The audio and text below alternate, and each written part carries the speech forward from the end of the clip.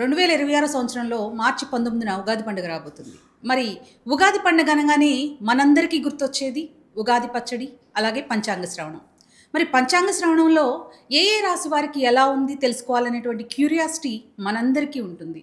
మరి ఈరోజు ఏ ఏ రాశి వారికి ఎలా ఉండబోతుందో మనకు తెలియజేయడానికి మనతో పాటు ఉన్నారు శ్రీ గణపతి దత్తాత్రేయ ఉపాసకులు, అమ్మవారి సేవకులు, ప్రముఖ ఆస్ట్రాలజర్ మురళీధర్ శర్మ గారు. నమస్తే గురుగారు. మహాదేవ శ్రీమాత్రే నమః. గురుగారు, మరి రెండో రాశి వృషభ రాశి. మరి వృషభ రాశి తీసుకున్నట్లయితే ఈ వృషభ రాశి వారికి ఎలా ఉండబోతుంది? అలాగే వీళ్ళకి కూడా ఏమైనా స్థాన చలనాలు ఉన్నాయంటారా? తప్పకుండా అమ్మా.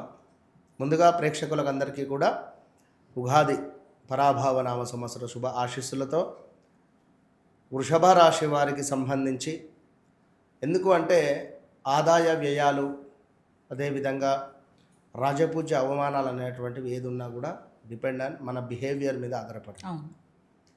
సో రాజపూజ్య అవమానం అనేటువంటిది give respect and take respect, అంతే. మనం ఎంత మంచిగా నవ్వుతూ మాట్లాడుతూ హ్యాపీగా నలుగురి సంతోషాన్ని కోరుకుంటామో, అదేవిధంగా మనము ఎంత ఆనందంగా ఉంటామో ఇట్స్ ఎనఫ్. మనము ఏదైనా ఆధిపత్యం చెలాయించాలని చూసినా, లేదా మరొకటి ఇంకా ఏదైనా చూసినా కూడా ఇక్కడ మన ఈగో హట్ అవ్వడము అలాంటిది ప్రారంభం అవుతూ ఉంటుంది. కనుక చాలా ఉంటుంది అక్కడ. సో ఆదాయము వ్యయము అంటే ఇది నోరు మంచిదైతే ఊరు మంచిది అంటారు. కనుక మనము ఎంత జాగ్రత్తగా పొదుపుగా డబ్బు ఖర్చు పెట్టుకోవడము, డబ్బు దాచుకోవడం, ఇదంతా మన చేతుల్లోనే ఉంటుంది.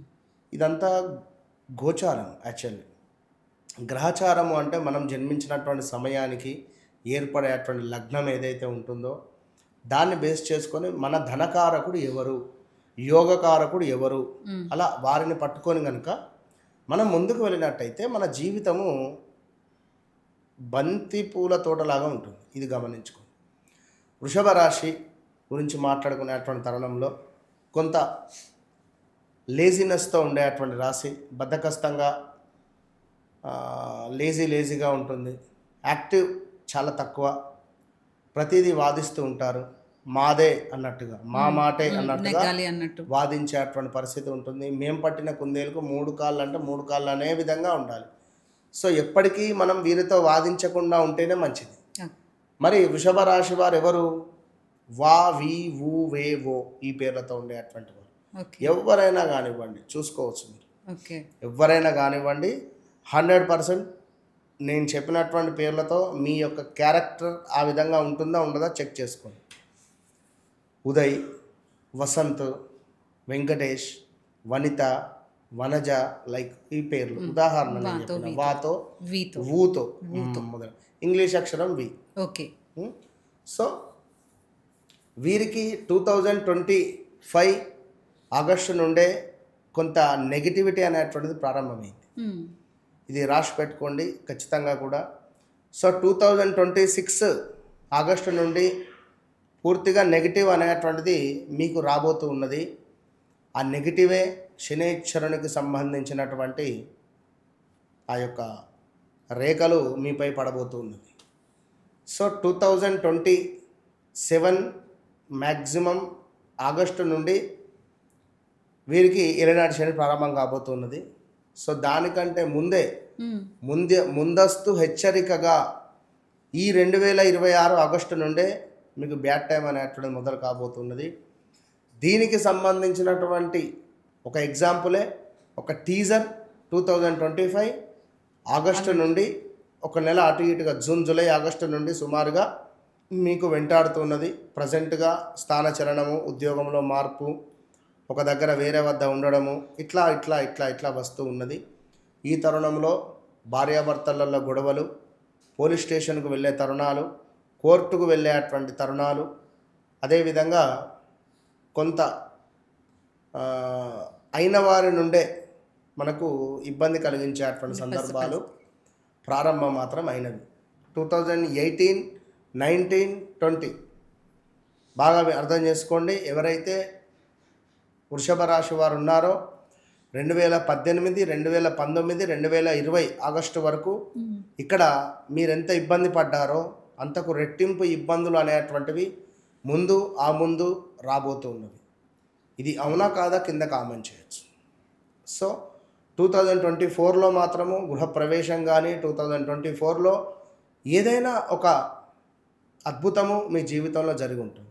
ఒక సంతానం కానీ, లేదా ఒక వివాహం కానీ, లేదా ఒక గృహప్రవేశం కానీ, లేదా ఒక ప్రదేశ మార్పు కానీ, విదేశాలకు వెళ్ళడాలు కానీ, ఇలాంటివి ఒక అద్భుతమైనటువంటి మార్పులు మీ జీవితంలో జరిగినవి. మరి ఈ తరుణంలో ఎవరైనా ఒక వ్యక్తి మీకు పరిచయం కాబోతున్నాడో, పరిచయం అయ్యాడా కూడా తెలియదు, అయ్యే ఛాన్సెస్ కూడా ఉన్నవి. Okay, be careful. మీ నీడను కూడా మీరు నమ్మద్దు. వృషభ రాశి వారు, ఎవరో కొత్త వ్యక్తి పరిచయం అయ్యాడు, ఇతను నన్ను పెళ్లి చేసుకుంటాను అని చెప్పి అన్నాడు, లేదా అమ్మాయి పరిచయం అయింది, ఈమె నన్ను పెళ్లి చేసుకుంటాను అని చెప్పనింది. మరి ఈ విధంగా మేము గత ఒక 1 మంత్ నుండి ట్రావెల్లో ఉన్నాము. ఒక 5 నెలలు, 6 నెలలు, 10 నెలలు ఉండాలనుకుంటున్నాము లివింగ్లో. ఇలా ఉండేటువంటి తరుణంలో పెద్ద దెబ్బ మీకు ఎదురు కాబోతుంది. ఓకే, సో ఇప్పటి నుంచే జాగ్రత్తగా ఉండాలని నా సూచన. ఈ టైంలో ఎవడో ఒకడు, బావనో, అన్ననో, తమ్ముడో, ఇంటి పక్కవాడో, ఇంటి ముంగటోడో, అన్న ఇక్కడ ఇన్వెస్ట్మెంట్ చేయి, 50 లక్షలకు నీకు 1 కోటి రూపాయలు అయిపోతుంది, ఈ 5 లక్షలకు నీకు 10 లక్షలు వస్తాయి. ఈ విషయాలు మనకు అన్నీ ఇక్కడ ఒక వేరే ఏదో మాయ అనేటువంటిది మిమ్మల్ని గుంజుకపోయే ప్రయత్నం చేస్తుంది. మాయలో పడకండి, ఇది బాగా గమనించుకోండి. మరి పరాభవ నామ సంవత్సరము మనకు సుమారుగా కూడా 19వ తారీఖు నుంచి ప్రారంభం కాబోతూ ఉన్నది కనుక గురుబలము మీకు కొంచెం తక్కువ కాబోతున్నది, ఇది గమనించుకోండి. అయినప్పటికీ కూడా డోంట్ వరీ, పెద్దగా ఇబ్బంది ఏమి ఉండదు. కొంచెము మీరు నేను చెప్పినటువంటివి గుర్తుంచుకొని, నేను చెప్పినటువంటి పాయింట్స్ గుర్తుంచుకోండి.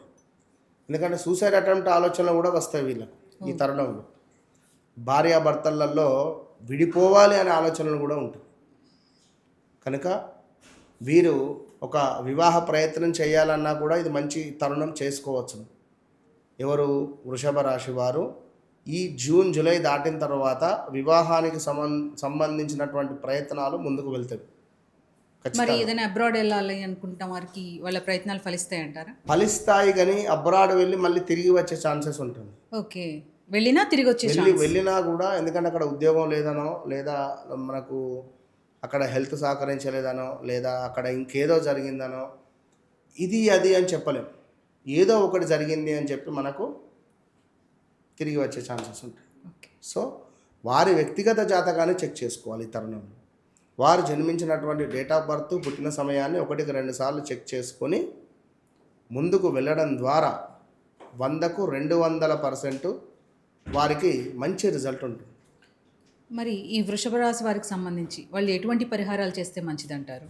పరిహారాలు అంటే వీరు గణపతి ఆరాధన, సుబ్రహ్మణ్యేశ్వర స్వామి ఆరాధన, ప్రతి బుధవారము గణపతికి గరకను సమర్పించడము, ఇదంతా గోచారం కదా అమ్మ. గ్రహచారంలో వారికి నడిచే దశ అంతర్దశలను బట్టి పరిహారాలు చేస్తే సూపర్ రిజల్ట్ ఉంటుంది. కానీ ఇక్కడ ఏమిటి అంటే ఇక చెప్పాలి అని, సో డెఫినెట్గా గణపతి ఆరాధన చేసుకుంటే బాగుంటుంది ఎవ్రీథింగ్. సో ఎట్టి కోశాన కూడా వ్యక్తిగత జాతకాన్ని అయితే చెక్ చేసుకోవాలి. సో కాబట్టి వృషభ రాశి వారందరూ కొంచెం కేర్ఫుల్గా ఉండాలని చెప్తాను. ఓకే, థ్యాంక్ యూ గురువు గారు. మహాదేవ.